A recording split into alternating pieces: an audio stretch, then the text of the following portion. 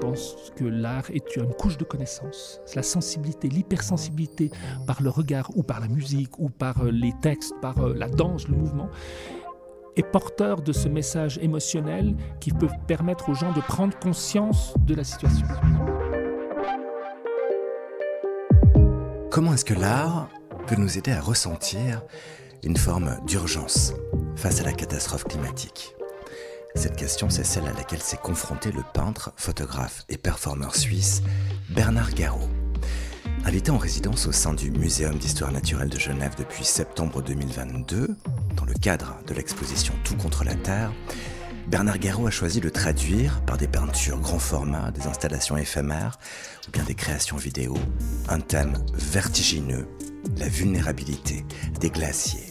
Les glaciers, des figures emblématiques et identitaires de la Suisse, aujourd'hui durement impactés par la catastrophe climatique. Les 4 et 5 mars 2023, Bernard Garot dévoilait en compagnie de plusieurs complices, parmi lesquels les artistes Éric Fischer et François Chateau, les travaux fabuleux réalisés durant sa résidence au Muséum. C'était lors d'un week-end événement nommé « Sublime Désastre ».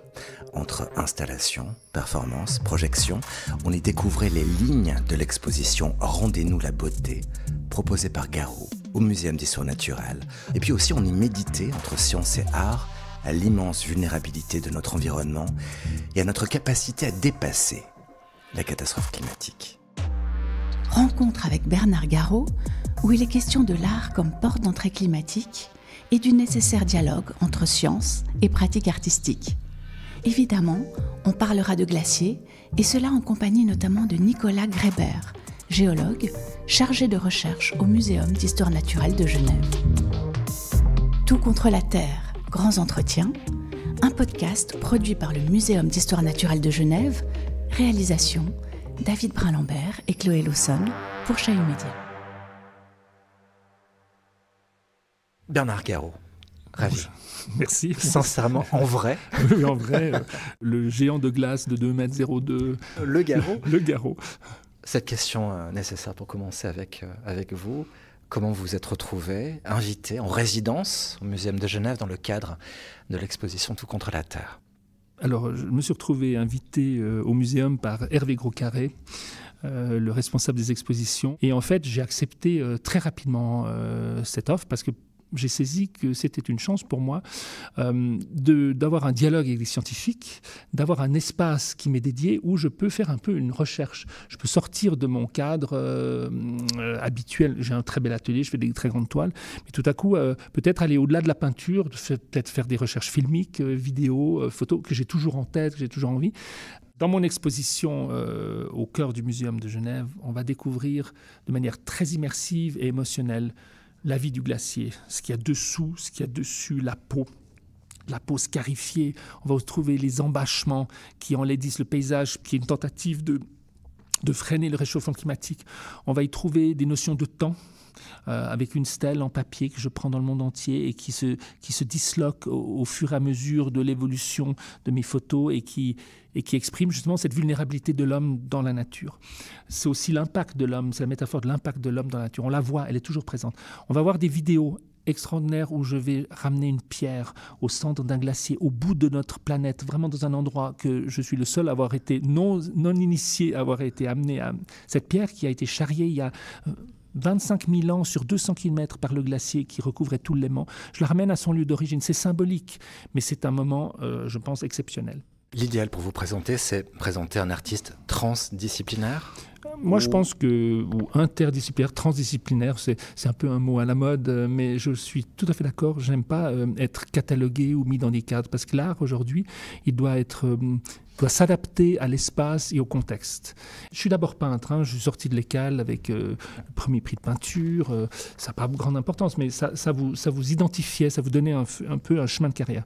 Puis tout à coup, je me dis, mais ce carcan, la peinture, on peut peindre sur le sol, une photo peut devenir presque comme une peinture, je peux intégrer mes peintures dans des vidéos, pour moi, la peinture, c'est pas limité à l'atelier avec une toile.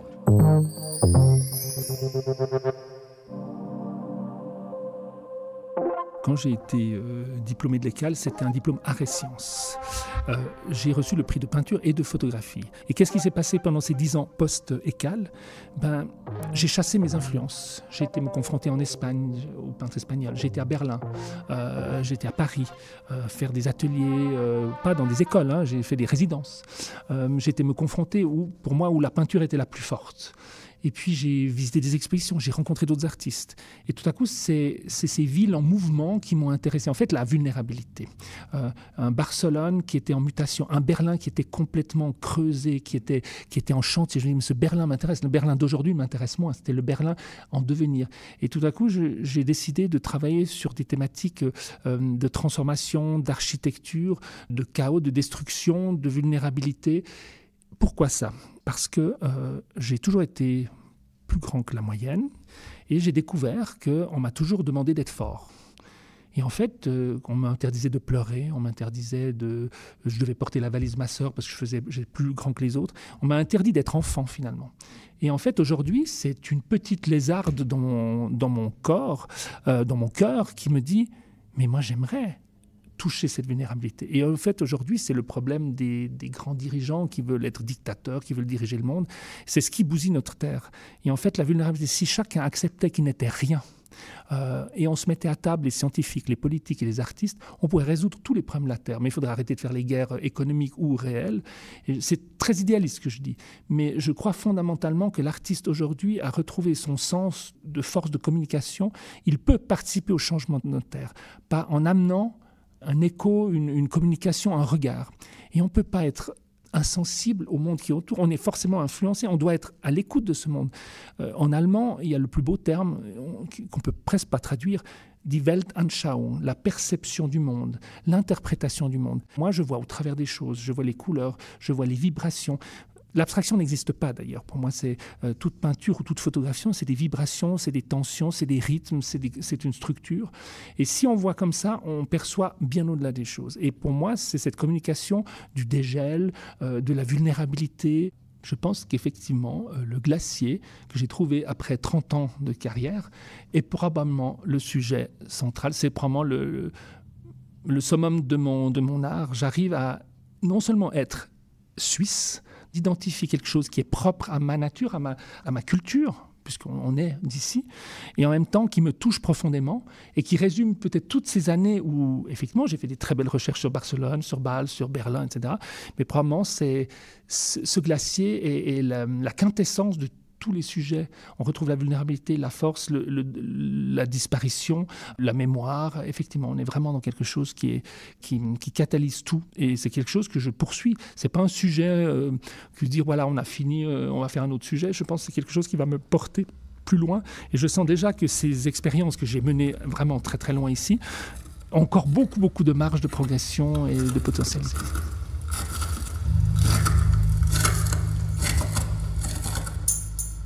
Un son tiré de l'événement Sublime Désastre, week-end d'installation, de performance et de projection proposé par Bernard Garot au Muséum d'Histoire Naturelle le samedi 4 mars 2023, avec la complicité de Marc Descoster, Éric Fischer, François Chateau et Johann Francesc Hainaut.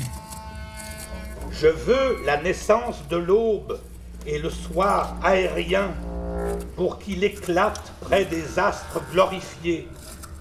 Et je retourne à la montagne dont je suis né. J'y vais par la pensée qui précède mes pas, messagère, par la course de mon cœur.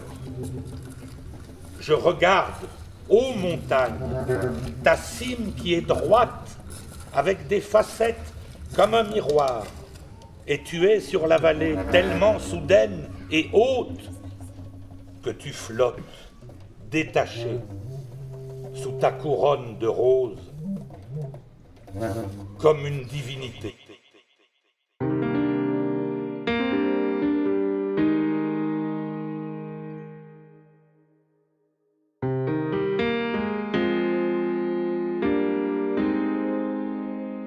Le premier glacier que j'ai visité, évidemment, on va d'abord au glacier de Diableret, qui est tout près, mais Le deuxième glacier qui m'a le plus fasciné, c'est Moiry. Bernard Garot. Finalement facile d'accès parce que j'avais pas le physique, on va aller très facilement observer un glacier. Et tout à coup, il y a ce mur de sérac et je vois comme un corps. Je vois un nombril, je vois des veines. Et là, je commence à dire, mais si je photographiais les corps et le glacier, il y aurait peut-être quelque chose qui a une communication. Ah, c'est de l'eau qui rentre, mais on est fait d'eau. Et tout à coup, il y a cette métamorphose, cette métaphore qui commence à... Et moi, je vois autre chose qu'un glacier. Et quand je marche sur un glacier, j'ai une forte émotion. Je sens le temps, la profondeur, alors que les gens, ils traversent le glacier pour aller faire, je sais pas, quelle arête, ou traversent le glacier sans se rendre compte que c'est cette mémoire. Heiner Müller a sorti une phrase extraordinaire. C'est cet écrivain de théâtre qui était en Allemagne de l'Est et qui a refusé d'aller à l'Ouest parce qu'il voulait témoigner de la manière qui est probablement les plus grands écrivains de théâtre contemporains. Il a écrit « Quand je marche dans la rue, je suis habillé de mon sang ». Et ça veut tout dire. C'est d'une violence inouïe. Aucun Suisse pourrait écrire ça. C'est qu'un Allemand qui a vécu vraiment des tyrannies. Et moi, je ressens un peu les mêmes choses. Il parlait aussi que quand il marche dans les champs, il sent les cadavres, la mort dessous. C'est exactement ça. Quand je marche sur un glacier, je sens que c'est quelque chose, c'est un cadavre, c'est une baleine échouée, c'est un corps vivant.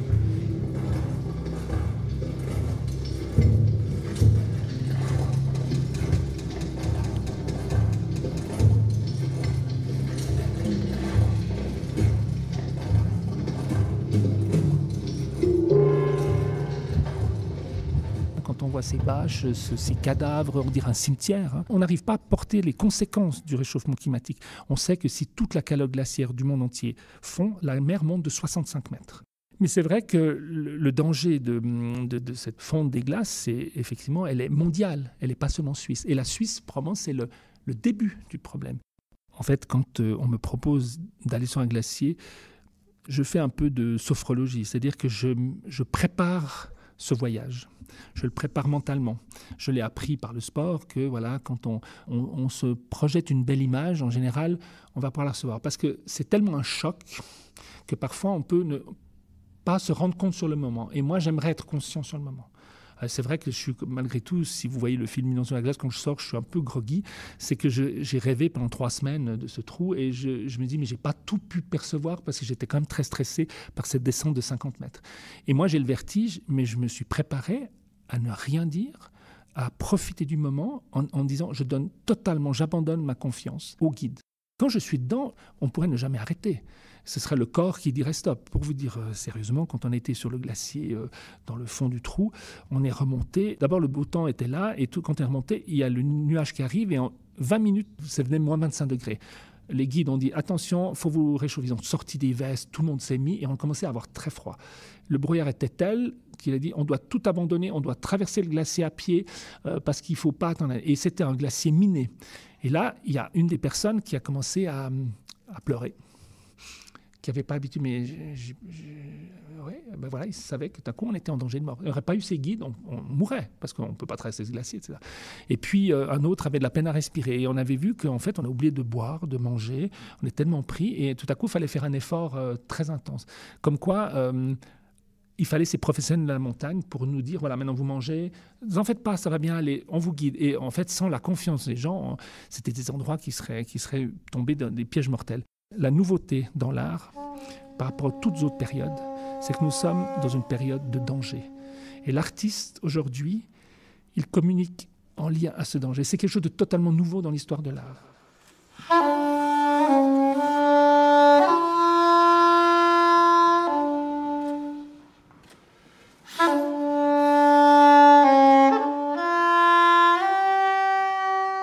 Événement, sublime désastre. Muséum d'histoire naturelle de Genève. Samedi 4 mars 2023. Quand on regarde la transparence, la blancheur des glaciers, c'est faux, c'est une apparence, mais dans les glaciers, on a trouvé du pollen, des diatomées, mais même des microplastiques, qui sont bien sûr conséquences de l'Anthropocène, qui arrive même à contaminer des endroits si apparemment purs comme les glaciers. l'art est au centre de la vie. On dit toujours que l'artiste, c'est un marginal, il fait ses idées. C'est pour la première fois, je pense, que l'art est une couche de connaissance. C'est la sensibilité, l'hypersensibilité par le regard ou par la musique ou par les textes, par la danse, le mouvement, est porteur de ce message émotionnel qui peut permettre aux gens de prendre conscience de la situation. Notre société hyper capitalisée, de surproduction, j'ai vu une baisse culturelle. Les gens sont stressés, ils ne lisent plus, ils ne regardent plus, ils n'écoutent plus. Et c'est le business et l'argent. Ça nous détruit complètement. En tant que peintre, je suis dans le vrai, j'essaie de dire la vérité, donc forcément, je suis engagé en tant qu'humain sur cette terre et responsable de cette terre. Et en fait, en tant qu'artiste, on essaie de révéler cette responsabilité qu'on a commune, collective, à essayer d'améliorer notre situation. Moi, je crois positivement qu'on peut s'en sortir. La Terre est sublime et nous, on a une potentialité qui est extraordinaire. Si l'intelligence humaine, elle est extraordinaire, elle est destructrice et puis elle peut être aussi... on aurait trouvé des nouvelles ressources, on pourrait retrouver des nouvelles énergies, mais il faudrait mettre cette énergie pas dans l'armement, à faire des recherches pour ça. Je crois dans la bonté et l'excellence de l'humain. Je sors de ces 8 mois, parce que j'ai commencé en fait en juillet, soulagé, heureux. Je crois que j'ai vu dans le sourire des gens lors de la performance du public, mais aussi des collaborateurs, ah ouais, c'était quand même fort.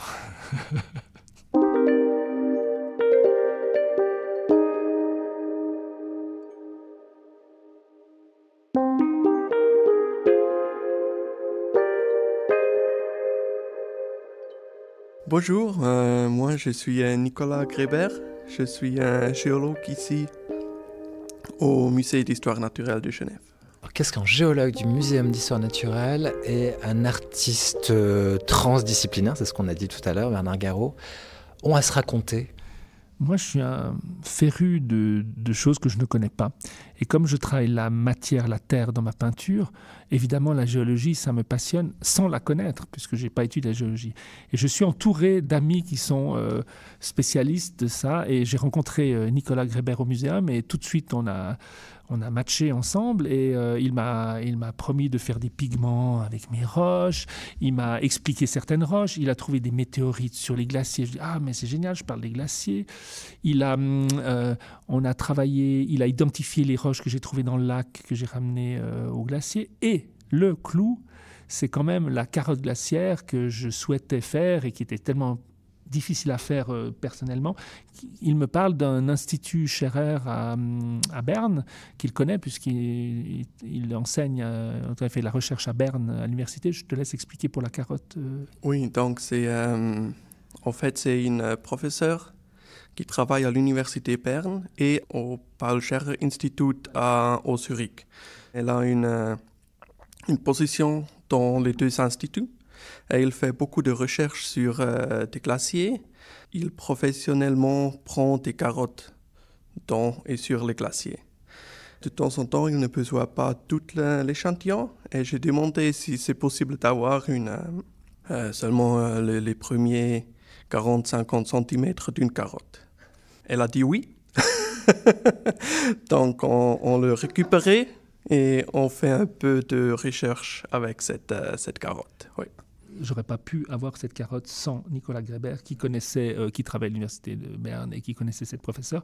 Juste pour préciser, cette carotte glaciaire faisait 80 mètres de long, en profondeur dans le glacier pour mesurer les pressions et les mouvements du glacier. Et nous, il a demandé le bout, quand il dit les 40-50 derniers centimètres, mais ça correspondait à 1,50 m, voire 2 mètres sous la glace, c'était pas en surface. Et on a plus ou moins daté la période que ça devait être, il y a une glace d'environ 50 ans d'âge. Voilà.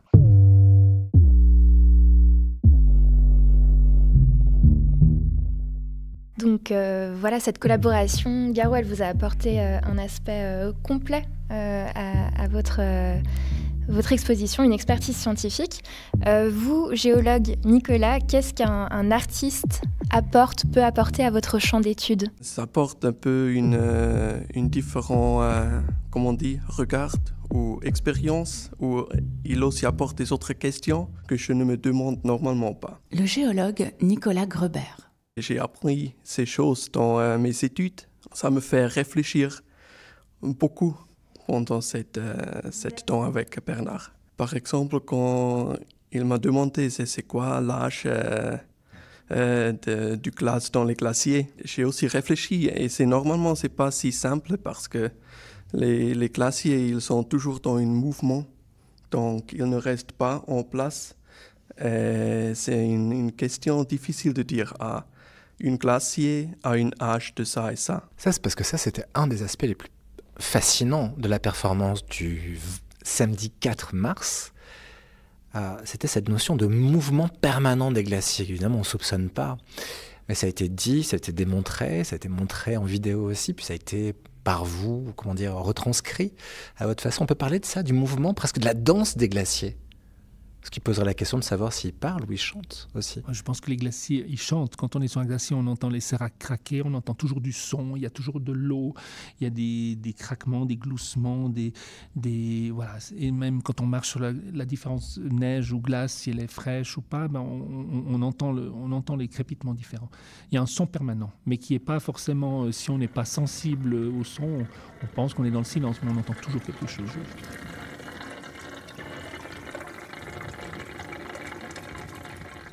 Du côté des géologues, on n'imagine pas un jour pouvoir collaborer avec un artiste, ou c'est une chose désirable? Pour moi, c'est une chose désirable, parce que ça vraiment enrichit un peu notre réflexion sur notre recherche. Et ce qu'on fait, c'est aussi, on travaille beaucoup dans des détails, et ça, on fait travailler un peu plus, peut-être dans des domaines qui s'intéressent le public aussi. Je suis content d'entendre que c'était des questions basiques et finalement, ça l'a fait réfléchir. J'ai trouvé ça très intéressant parce qu'en fait, elles n'étaient pas si basiques parce que ce n'était pas si facile à répondre.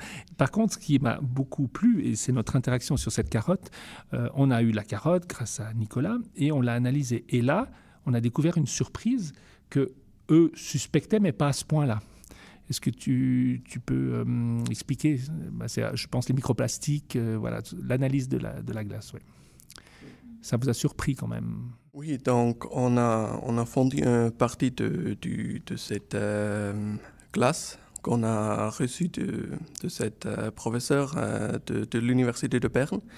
Et on a aussi filtré le lot pour regarder ce qui est dedans. Et on a trouvé beaucoup de choses qu'on a pensé, comme les poussières de Sahara, les pollens de pin et les choses comme ça, mais on a aussi trouvé beaucoup de microplastiques en fait, et aussi de suie.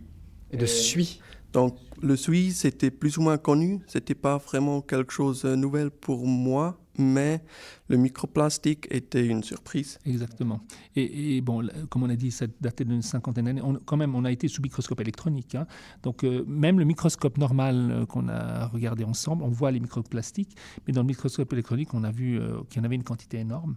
Et en fait, quand on pense que le plastique est venu commercialement à l'accès de tout le monde après la guerre, et là, on est, je pense, dans les années 70, ça fait juste 20 ans après qu'il y a déjà autant de microplastiques. Ça laisse penseur par rapport à l'état de la glace aujourd'hui, où on sait qu'on en utilise. Et c'est ça qui est choquant, c'est que si tôt on en a déjà autant, c'est assez choquant. Ouais. L'âge du glace, c'est 50 ans ou moins. Donc c'est aussi possible l'âge de ces microplastiques est de 30 ans ou quelque chose comme ça. Question naïve, mais comment le microplastique voyage jusqu'au haut de la montagne? Parce que c'est aussi transporté par le vent. Oui, parce que c'est tellement petit. Il faut bien se dire que Tchernobyl, les déchets radioactifs, ou je sais pas, ils sont dans le glacier. On peut lire toutes les saisons, on peut lire les couches, on peut lire les éruptions volcaniques du monde entier. Donc ça vient par les airs. Et c'est ce qu'on ne voit pas. C'est ça, en fait, le drame. On croit que nos montagnes sont vierges, l'air est pur, mais finalement, dans cette air, il y a plein d'éléments qui viennent par le vent, par peut-être aussi du voix des oiseaux, mais ça vient par les airs. On est au sommet de la montagne, donc il n'y a pas d'autre... Ou dans la pluie, ou dans la neige qui tombe. Mais c'est assez choquant de voir qu'il y en a autant, s'il y en avait quelques-uns. Et ça, c'est ça le drame, le désastre.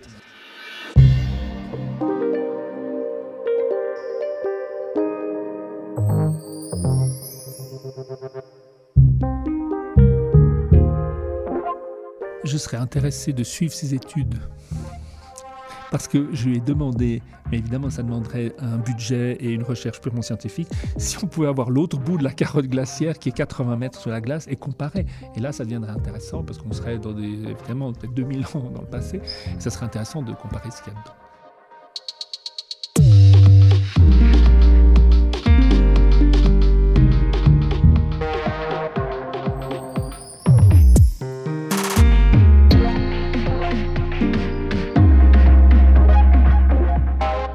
Le peintre, photographe et performeur suisse Bernard Garot était l'invité de cet entretien podcast réalisé dans le cadre de l'exposition Tout contre la Terre, présentée au Muséum d'Histoire naturelle de Genève. Interview et réalisation David Bronnenberg et Chloé Lawson, et la musique est de Nick von Frankenberg. Merci infiniment à Bernard Garot de nous avoir accordé cet entretien, ainsi qu'à Nicolas Graber d'avoir accepté aussi d'y participer. Et puis, salutations à Marc Descoster, Eric Fischer, François Château et Johann Francesc Henno, complices de Bernard durant le grand week-end de performance Sublime Désastre, dont quelques extraits ont été diffusés dans le cadre de ce podcast. Notez que l'exposition de Bernard Garot, Rendez-nous la beauté, se visite au Muséum d'Histoire naturelle de Genève jusqu'au 25 juin 2023. Nos remerciements vont également à Arnaud Meder, direction du Muséum d'Histoire naturelle, Hervé Groscarré, responsable public et exposition, ainsi qu'à Lydie Billot, responsable de la communication, et à Daniel Thur et à toute l'équipe du muséum. Tous les volets du podcast Tout contre la Terre, les grands entretiens, sont disponibles sur le site du Muséum d'Histoire naturelle de Genève et sur celui de Chahut Média, chahut.ch. À bientôt pour un nouvel épisode.